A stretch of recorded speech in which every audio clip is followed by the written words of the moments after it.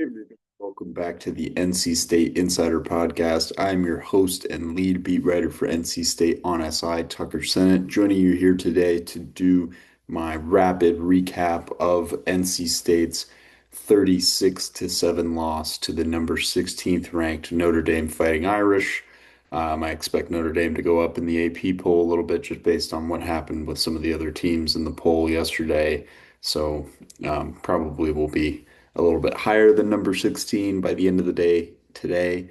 But they were ranked 16 when they beat the Wolfpack. So let's dive in and I'll give you my observations. Wasn't there, so don't have the usual sights and sounds for you, but I do have, close observations of a beat reporter for you. So I'll do my best to fill in the blanks if I can.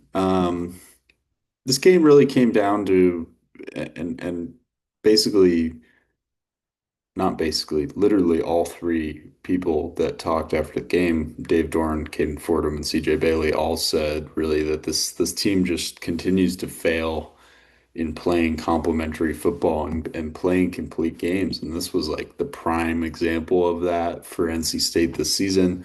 I think that Duke game would be the other. The other one, I think the Virginia Tech loss was just more. Um, there were costly errors, but the offense and defense played well. There were some special teams issues in that one that might have caused the loss. But this was just a failure by the offense, which hadn't really happened to this point. Now that I'm thinking about it, the defense rose up and kept them in the game for as long as it possibly could. But the offense just could not get first downs, could not get in the end zone.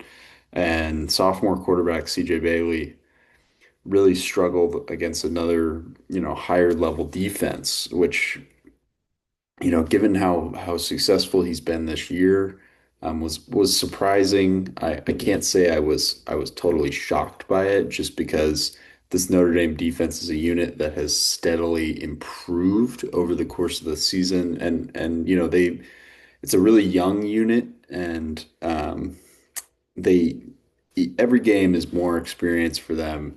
They obviously don't have the same injury issues that NC State's defense has. So their guys that they need to play are playing right now. And that starts with guys like Boubacar Traore and Leonard Moore.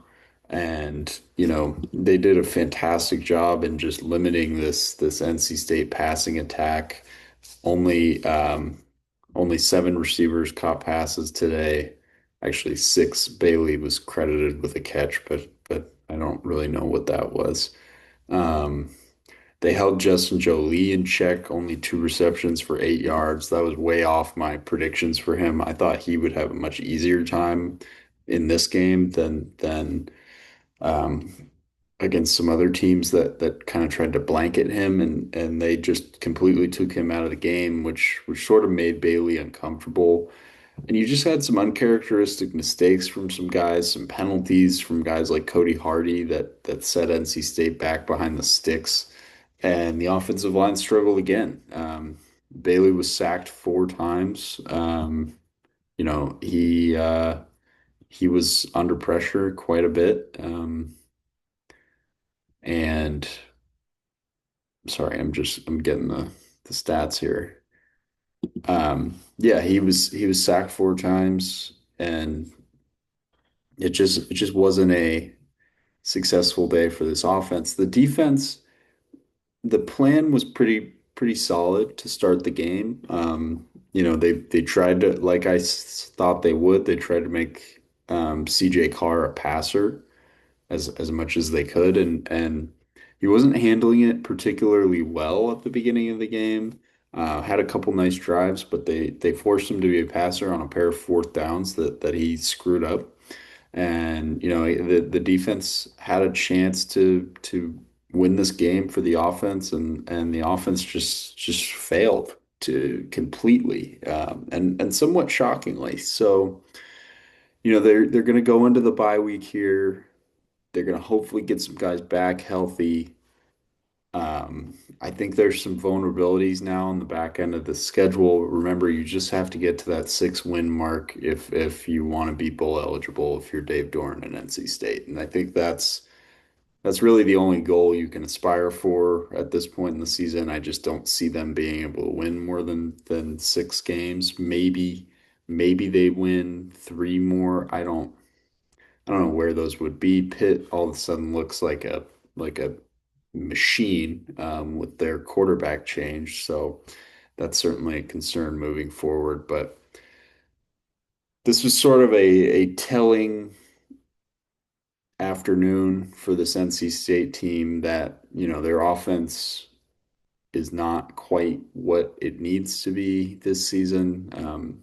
It has been in moments, but again, it goes back to what these three guys all said, and that's complementary football, and NC State just seems to be incapable of stringing all three phases together, and that's just never gonna give you a shot in a game like this where you're trying to shock the college football world and get an upset.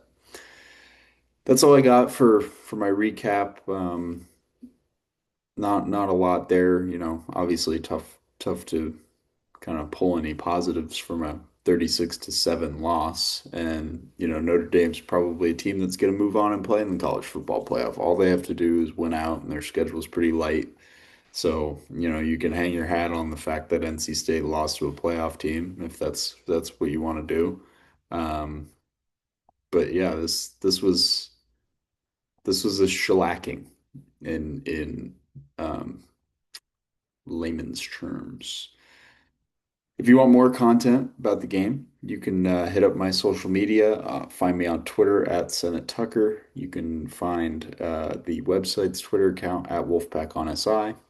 And of course, you can find more daily episodes of the NC State Insider podcast on the Sports Videos on SI YouTube channel. I hope you all enjoy your Sunday, and we'll see you next time.